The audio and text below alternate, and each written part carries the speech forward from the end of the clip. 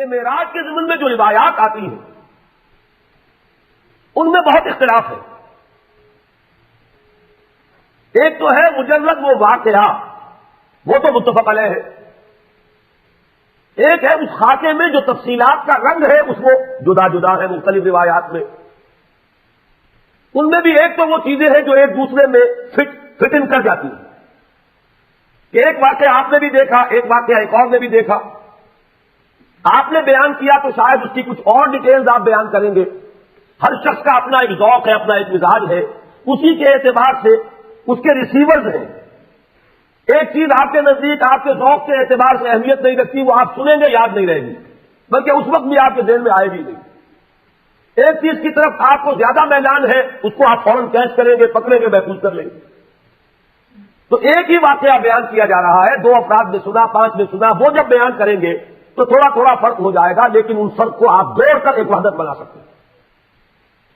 تو ایک تو ہے اختلاف اس نوعیت کا، اس میں تو کوئی کسی تعبیر مزید کی کوئی ضرورت نہیں.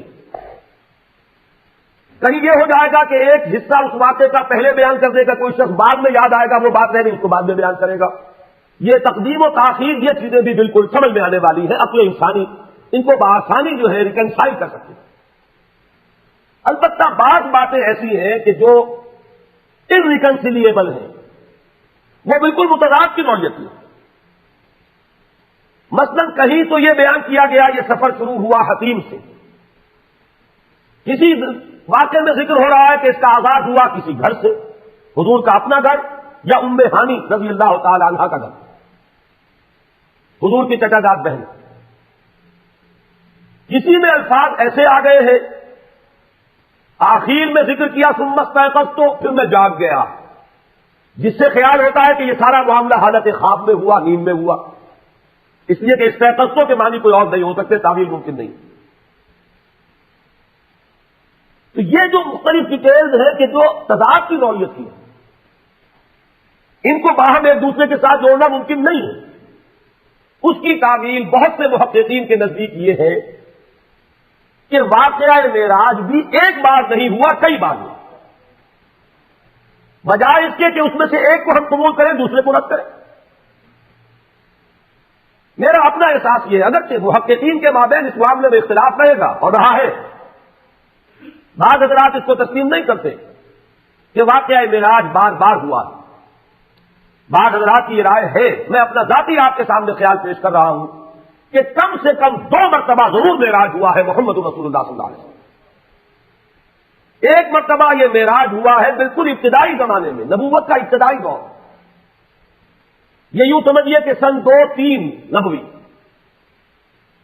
یا سن 42-43 ولادت، اور یہ ہوا ہے حالت نوم میں. وہ روایات جڑیں گی اس کے ساتھ کہ ثم استيقظت، تو پھر میں جاگ گیا. یہ تجربہ جو ہے اس کو نیند میں ایک روحانی تجربے، ایک مکاشفے، ایک رویا سے تعبیر کریں گے. اور یہ جو واقعہ ہے جسے ہم معراج کے نام سے جانتے ہیں، یہ ہوا ہے سن 12 میں.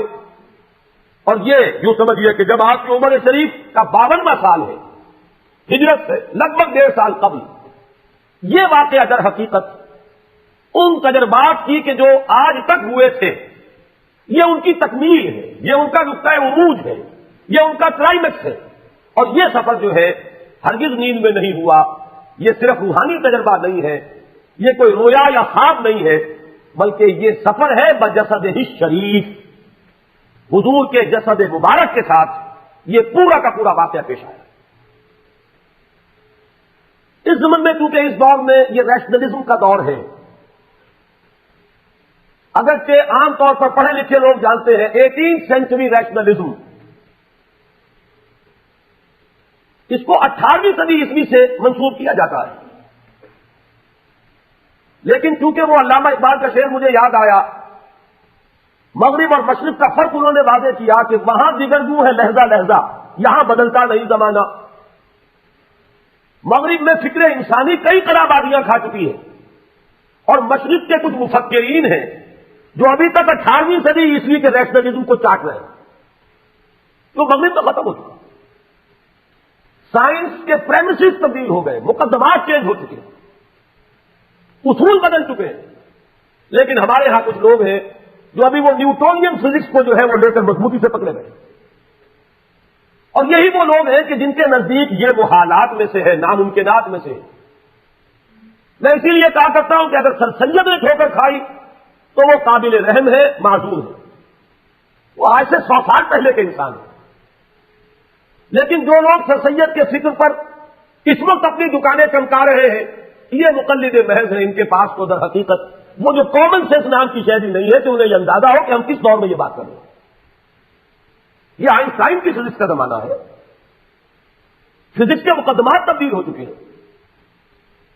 اب میٹر انڈسٹرکٹیبل نہیں رہا. اب سائنس وہاں پہنچ چکی ہے کہ نظری اعتبار سے تسلیم کیا جاتا ہے کہ اگر کوئی physical object velocity of light کے ساتھ موو کرے گا تو اس کے لیے وقت نہیں گزرے گا. حساب نے یہ ثابت کر دیا، اگرچہ ہم اس کا بھی تصور نہیں کر سکتے. سب سے زیادہ رفتاریں انسان کے سامنے دو تھی، ایک آواز کی رفتار، اس سے تو انسان آگے گزر گیا ہے. بندوق کی گولی پہلے جایا کرتی تھی آواز سے آگے، لگتی پہلے تھی، آواز بعد میں آتی تھی.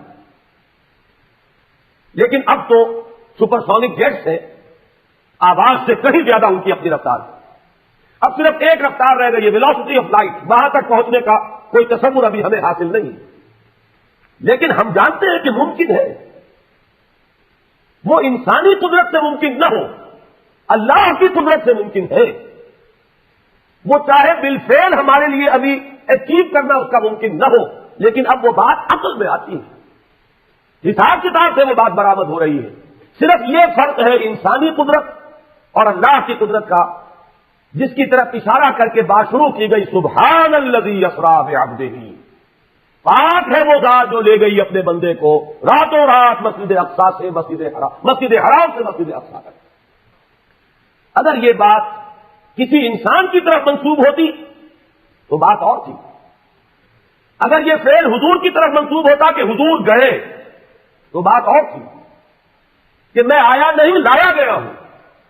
حضور گئے نہیں، لے جائے گئے ہیں، اور لے جانے والے وہ ذات ہے سبحان الذی اسری. وہ پاک ہے ہر عیب سے، ہر نقص سے، ہر ذوق سے، ہر کوتاہی سے. وہ منزہ ہے، اعلیٰ ہے، عرفہ ہے، بالا تر ہے. لہذا اس کی قدرت سے یہ ہرگز بعید نہیں کہ وہ اپنے بندے کو راتوں رات مسجد حرام سے مسجد اقصی اور پھر مسجد اقصی سے سدرۃ المنتہا تک لے جائے اور واپس لے آئے اور پھر مسجد حرام میں پہنچا دے. اور بعض روایات میں آتا ہے کہ وضو کا پانی ابھی بہ رہا تھا اور کنڈی جو ہے حضور کے مکان کی وہ ابھی ہل رہی تھی. معلوم ہوا وقت نہیں گزرا. یہ چیز جیسا کہ میں نے عرض کیا آج کا جو ذہن ہے اس کے لیے یہ اب ناقابل قیاس، ناقابل یقین نہیں رہی. اب میں یہ چاہتا ہوں کہ یہ جو واقعہ ہے اسے میں اس حدیث کے حوالے سے آپ کو سنا دوں.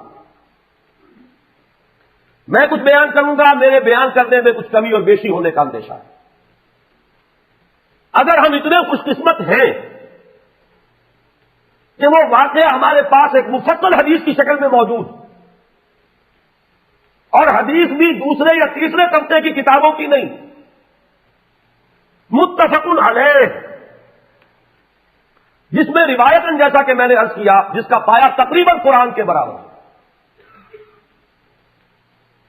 اور اس حدیث کے راوی ہیں حضرت مالک ابن سعسعہ رضی اللہ تعالی عنہ. ان کے بارے میں ایک بات ہے بڑی اہم، وہ نوٹ کر لیجئے. یہ انصاری صحابی ہیں، ان میں سے نہیں ہے کہ جنہیں حدیثیں بیان کرنے کا کوئی زیادہ شوق رہا ہو. یہ غالباً واحد حدیث ہے جو انہوں نے بیان کی، اور انہیں اس سے نہایت شغف تھا.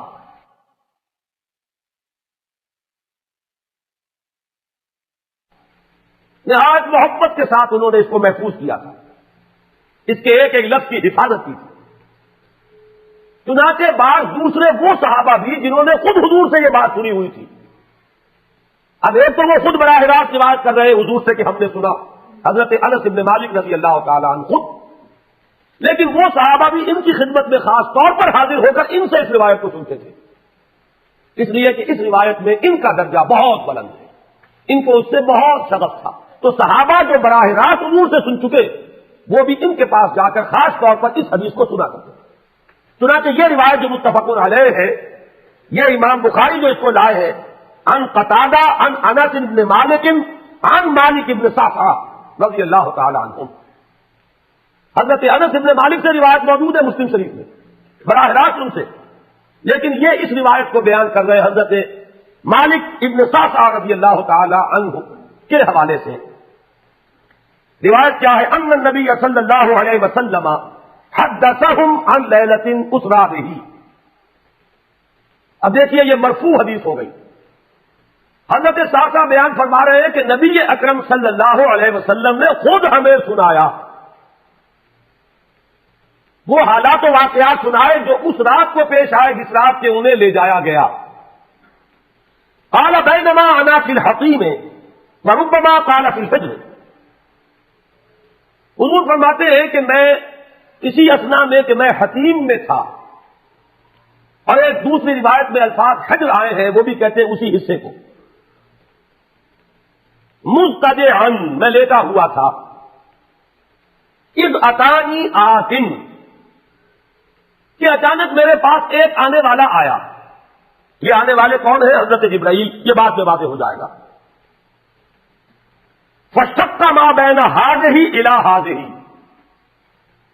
حضور نے اشارہ فرمایا، اس نے یہاں سے یہاں تک میرا سینہ چاک کیا، یعنی من طفرۃ نہرہ الی شعرتہ. یہ جو گڑھا ہے حلق کا گڑھا، یہاں سے لے کر میرے ناف تک سینہ چاک کیا. فاستخرج قلبی اور میرا دل نکالا. ثم اعطیت بتسم من ذهب مملوء ایمانا فغسل قلبی. پھر ایک تشت لایا گیا سنہری جو ایمان سے مملوء تھا، بھرا ہوا تھا، تو پھر اس کے ذریعے سے میرے اس قلب کو، سینے کو دھویا گیا. ثم غسل ثم اعید وفی روایت، اس کے بعد اس کو لوٹا دیا گیا اور پھر وہ زخم بھی سی دیا گیا. ایک روایت میں آتا ہے ثم غسل البطن بماء زمزم ثم ملئ ایمانا وحکمتا. اسی طریقے سے پورے پیٹ کو بھی صاف کیا گیا مائے زمزم سے، اور اس میں بھی ایمان اور حکمت بھر دیے گئے. ثم اعطیت بدابۃ، پھر میرے پاس ایک چوپایا لایا گیا، دون البغل فوق الحمار. جو بغل یعنی خچر سے تو کچھ چھوٹا تھا، اور حمار یعنی گدھے سے کچھ بڑا تھا. اب یہ تو سفید تھا. یقال له البراق، جس کا نام براق ہے. وَيَدَعُ خَطْوَهُ عِنْدَ أَقْصَى طَرْفِهِ، اور اس کا ہر قدم اس کی حد نگاہ پر جا کر پڑتا تھا. فَعِلْتُ عَلَيْهِ، میں اس پر سوار ہوا. فَانْطَلَقَ بِي جبرائیل، اب یہاں نام آ گیا، وہ آنے والے کون تھے. پھر چلے میرے ساتھ حضرت جبرائیل حتی اتت سماء دنیا، یہاں تک کہ وہ آسمان دنیا تک پہنچ گئے، جو پہلا آسمان. اب یہاں دیکھیے وہ روایت میں جو زمینی سفر کا درمیانی حصہ ہے وہ رہ گیا ہے. دوسری روایات سے ہم اس کو جوڑ کر جمع کریں کہ پہلا زمینی سفر ہے، مسجد اقصیٰ تک پہنچے ہیں. وہاں جا کر روایت میں آتا ہے میں نے وہی اپنے اس خچر کو باندھا، براق کو، جہاں انبیاء باندھا کرتے تھے. اور پھر وہاں میں نے نماز ادا کی. بہت سے لوگ جمع ہوئے. میں منتظر تھا کہ کون نماز پڑھائے گا، کہ جبرائیل نے میرا ہاتھ پکڑ کر مجھے آگے کیا. میں نے نماز پڑھائی، اور پھر جبرائیل نے مجھے بتایا کہ یہ تمام انبیاء سے جو اس دنیا میں مبعوث ہوئے ہیں، اور آج آپ نے ان سب کی امامت کی. یہاں سے پھر شروع ہوا ہے وہ دوسرا سفر. لیکن جب پہلے آسمان تک پہنچے فاستفتح، انہوں نے دستک دی، کھلوانا چاہا. قیل من ھذا، پوچھا گیا کون ہے. قال جبرائیل، انہوں نے جواب دیا جبرائیل. قیل ومن معک، پوچھا گیا کہ آپ کے ساتھ کون ہے. دیکھیے یہاں ذہن میں رکھیے گا، اس امکان کو کوئی شخص مسترد نہیں کر سکتا کہ ان ملائکہ کے علم میں ہو، لیکن پھر بھی پوچھ رہے ہیں. قانون ہے. دروازے پر دستک دینی ہوگی، آئیڈینٹی ڈسکلوز کرنی ہوگی، چاہے علم میں ہو. جج جو ہے وہ اپنے علم کی بنیاد پر فیصلہ کبھی نہیں دے گا. وہ تو مقدمے کی سماعت ہوگی، شہادتوں کی بنیاد پر فیصلہ ہوگا. ذاتی علم کی بنیاد پر کرنا ہے تو وہ خود کسی اور عدالت میں اس مقدمے کو منتقل کرے اور وہاں گواہ کی حیثیت سے پیش ہو. جو قانون قانون ہے. پوچھا گیا آپ کے ساتھ کون ہے؟ قال محمد صلی اللہ علیہ وسلم. قیل وقد مرسل الیہ. پوچھا گیا کیا انہیں بلایا گیا ہے؟ قال نعم. انہوں نے فرمایا ہاں. قیل مرحبا بہ فنعم المجیء جاء ففتح فلما خلصت. اس کے بعد کہا گیا مرحبا ان کے لیے، تہنیت ہے، مبارکباد ہے، خوش آمدید ہے، کیا ہی اچھے ہیں وہ جو لائے گئے ہیں. پھر وہ سمائے دنیا جو ہے اس کا دروازہ کھولا گیا، میں اس میں داخل ہوا. فاذا فیہا آدم. میں نے دیکھا وہاں حضرت آدم تشریف فرمائے. فقال ھذا ابوک. جبرائیل نے کہا کہ آپ کے جد امجد ہیں. فسلم علیہ. ان کو سلام کیجئے. فسلمت علیہ. میں نے انہیں سلام کہا. فرد السلام. انہوں نے سلام کا جواب دیا. ثم قال مرحبا بالابن الصالح والنبی الصالح. خوش آمدید ہے، مرحبا ہے صالح بیٹے اور صالح نبی پر.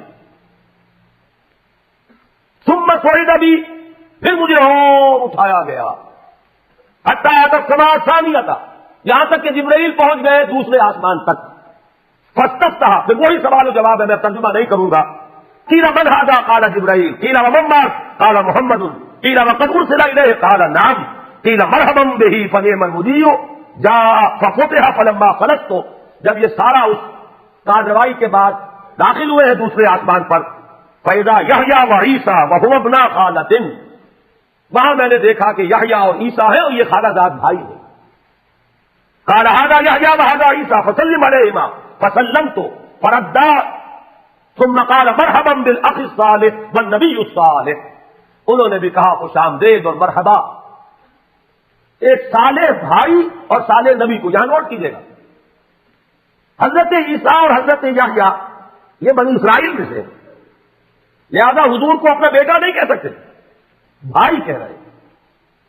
آدم جد امجد ہے، انہوں نے بیٹا کہا.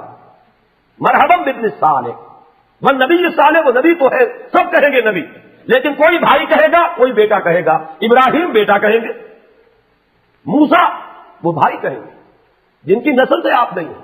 وہ جو براہ راست نسل چلی آ رہی ہے اس میں جو ذکر کرے گا وہ بیٹے کے نسل کرے گا. ثم صعد بی الی السماء الثالثہ فاستفتح. قیل من ھذا؟ قال جبرائیل. قیل ومن معك؟ قال محمدا. قیل وقد ارسل الیہ؟ قال نعم. قیل مرحبا بہ فنعم المجیء جاء ففتح فلما خلصت اذا یوسف. قال ھذا یوسف. فسلم علیہ. فسلمت علیہ. فرد. ثم قال مرحبا بالاخ الصالح والنبی الصالح. اب مجھے ترجمے کی ضرورت نہیں ہے، ایک مرتبہ بات آپ نے سمجھ لی. اب تیزی کے ساتھ میں اس حدیث کو پڑھ دینا چاہتا ہوں. ثم صعد بی. پھر مجھے اور بلندی پر لے جایا گیا. حتی اتى السماء الرابعة فاستفتح. قیل من ھذا؟ قال جبرائیل. قیل ومن معك؟ قال محمد. قیل وقد ارسل الیہ؟ قال نعم. قیل مرحبا بہ فنعم المجیء جاء ففتح فلما خلصت فاذا ادریس. فقال ھذا ادریس. فسلم علیہ. فسلمت علیہ. فرد. ثم قال مرحبا بالاخ الصالح والنبی الصالح. یہاں ملاقات ہوئی حضرت ادریس علیہ الصلوۃ والسلام سے. ثم صعد بی حتی اتى السماء الخامسة فاستفتح. قیل من ھذا؟ قال جبرائیل. قیل ومن معك؟ قال محمد.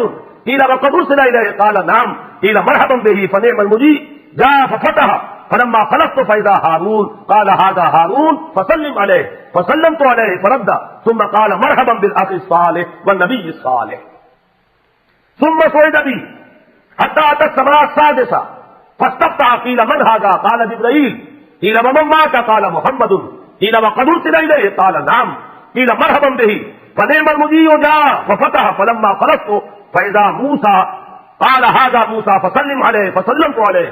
فرد. ثم قال مرحبا بالاخ الصالح والنبی الصالح. چھٹے آسمان پر یہ حضرت موسیٰ سے ملاقات ہوئی. فلما جاوزت بکا.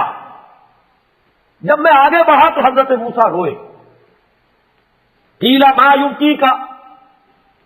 ان سے پوچھا گیا کہ آپ کو کیا چیز رلا رہی ہے؟ قال ابکی لأن غلاما بعث بعدی. کہ مجھے اس بات پر رونا آ رہا ہے، یہ نوجوان محمد صلی اللہ علیہ وسلم یہ میرے بہت بعد ان کی بعثت ہوئی ہے. يدخل الجنة من امته اکثر ممن يدخلها من امتی. میرے بہت بعد آنے کے باوجود ان کی امت میں سے جنت میں داخل ہونے والوں کی تعداد میری امت کے مقابلے میں بہت زیادہ ہوگی۔ بہرحال اپنی امت کا خیال تو ہے، وہ شفقت جو نبی اور رسول کو اپنی امت پر ہونی چاہیے وہ ہے بتمام و کمال۔ اسے معاذ اللہ کسی حسد پر معمول نہ کیجیے، بلکہ وہ جو احساس ہوا ہے اپنی امت کی محرومی کا، وہ ہے کہ جس نے حضرت موسیٰ علیہ السلام پر یہ کیفیت طاری کی۔ ثم صعد بھی، پھر مجھے اور بلند کیا گیا، الی السماء السابعۃ، ساتویں آسمان پر، فاستفتح قیل من ھذا قال جبرائیل قیل ومن معک قال محمد صلی اللہ علیہ وسلم قیل وقد بعث الیہ قال نعم قیل مرحبا بہ فنعم المجیء جاء فلما فرغت فاذا ابراہیم قال ھذا ابوک ابراہیم فسلم علیہ فسلمت علیہ فرد السلام ثم قال مرحبا بالابن الصالح والنبی الصالح۔ حضرت ابراہیم نے پھر استقبال کیا، خوش آمدید صالح بیٹے اور صالح نبی کے لیے۔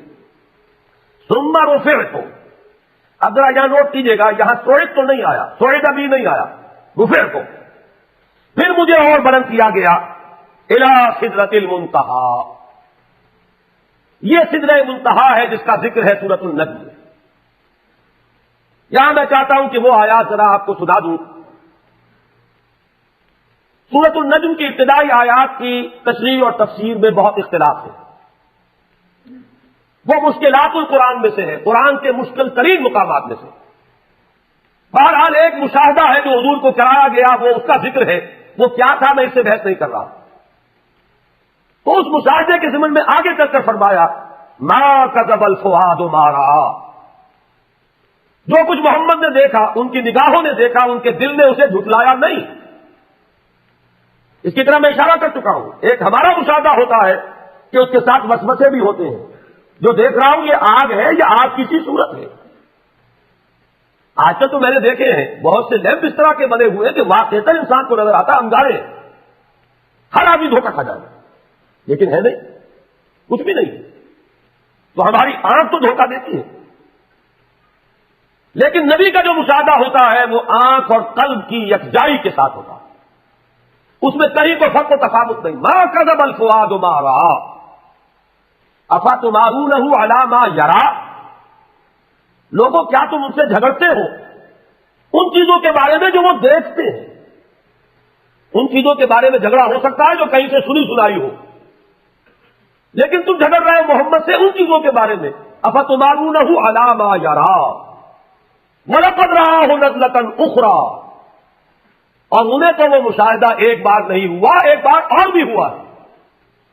کہاں ہوا؟ عند سدرۃ المنتہا، سدرۃ المنتہا کے پاس، عندہا جنت المأوی، اسی سدرۃ المنتہا کے پاس جنت ماوا ہے، وہ جس کا وعدہ کیا گیا ہے، جو ٹھکانہ بنے گی اللہ کے نیکوکار بندوں کا، جس میں وہ رہے گا ہمیشہ ہمیشہ۔ فادخلوہا خالدین، وہ بھی وہی ہے۔ اب یہاں نوٹ کر لیجئے جن احادیث میں جنت کے احوال اور ان کے مشاہدات آئے ہیں وہ وہی تو ہے، اس لیے اس کے مشاہدات ہیں، اس روایت میں ان کا ذکر نہیں۔ سدرہ عربی زبان میں کہتے ہیں ایک بیری کے درخت کو، منتہا یہ انتہا سے ہے، جہاں جا کر کوئی چیز ختم ہو جائے۔ یہ سدرۃ المنتہا کیا ہے؟ خیر یہ تو ہم تو کیا سمجھیں گے، ابھی میں عرض کروں گا۔ قرآن مجید نے یہاں ایسا انداز اختیار کیا ہے کہ ہر شخص یہ جان لے کہ یہ میرے فہم سے بالا تر ہے۔ ذکر ہو رہا ہے، واقعہ ہے، بیان کرنا ضروری ہے، لیکن تم اس کی حقیقت کو سمجھ نہیں سکتے۔ منتہا یہ کس اعتبار سے ہے؟ یہاں سے آگے مخلوق کا گزر نہیں ہے، یہ انتہا ہے، یہاں سے آگے جبرائیل بھی نہیں جا سکتے۔ اور یہاں نوٹ کیجئے اس سے آگے جانے کا کہیں محمد رسول اللہ کا بھی ذکر نہیں ہے۔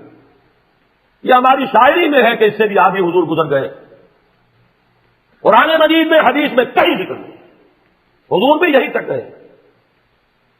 البتہ ذہن میں رکھیے اس کے بارے میں یہ وضاحت آتی ہے، وحی الہی بھی یہاں نازل ہوتی ہے اور یہاں سے فرشتے لیتے ہیں۔ جو چیز اترتی ہے وہ بھی اولاً یہاں بلا واسطہ، آگے کوئی واسطہ نہیں ہے۔ یہ وہ حریم کبریا ہے، اس حرم میں داخلہ نہیں ہے۔ یہاں وہی بھی آئے گی تو یہاں سے لے لیں گے ملائکہ اور نیچے لے کر جائیں گے، اور جو کچھ عالم خلق کی کوئی شے آئے گی وہ بھی یہیں تک، اس سے آگے نہیں۔ لہذا یہاں نوٹ کیجئے قرآن نے بھی وہاں ذکر کیا تو سدرۃ المنتہا کے پار کا نہیں، وَلَقَدْ رَآهُ نَزْلَةً أُخْرَىٰ عِندَ سِدْرَةِ الْمُنتَهَىٰ عِندَهَا جَنَّةُ الْمَأْوَىٰ إِذْ يَغْشَى السِّدْرَةَ مَا يَغْشَىٰ۔ یہ ہے وہ بات جس کی طرف میں اشارہ کر رہا تھا، جبکہ اس بیری کے درخت کو ڈھانپے ہوئے تھا، جو ڈھانپے ہوئے تھا وہ نہ زبان ادا کر سکتی ہے، نہ انسانی زبان میں وہ الفاظ اور حروف ہے کہ جو اس کی تعبیر کر سکے، نہ اس کا کوئی تصور انسان کے لیے ممکن ہے۔ جنت کی نعمتوں کے بارے میں جیسے ایک حدیث میں آتا ہے، ما لا عین رات ولا اذن سمعت وما خطر علی قلب بشر، وہ نعمتیں جو نہ کسی آنکھ نے دیکھی، نہ کسی کان نے سنی، نہ کسی انسان کے دل پر ان کا کوئی خیال تک بھی کبھی آیا۔ اب اسے بیان کریں تو کن الفاظ میں؟ کمیونیکیٹ کیسے ہو؟ کمیونیکیشن تو ہوتی ہے کسی ایسے چیز کے حوالے سے جس کا آپ کو تجربہ ہو، آپ کی دید یا شنید میں آئی ہو، آپ کے ذہن میں اس کا کوئی تصور ہو، اس کے حوالے سے ہو سکتی ہے بات۔ لہذا یہاں دیکھیے انداز کیا ہے، اذ یغشی السدرۃ ما یغشی، تجلیات ربانی کس نوعیت کی، کس کیفیت کی حامل تھی؟ وہ نزول جو ہے تجلیات کا براہ راست جو ہو رہا تھا، وہ ہے اس کا نزول محبت تجلیات ربانیہ، ان کو نبی اکرم صلی اللہ علیہ وسلم نے مشاہدہ فرمایا۔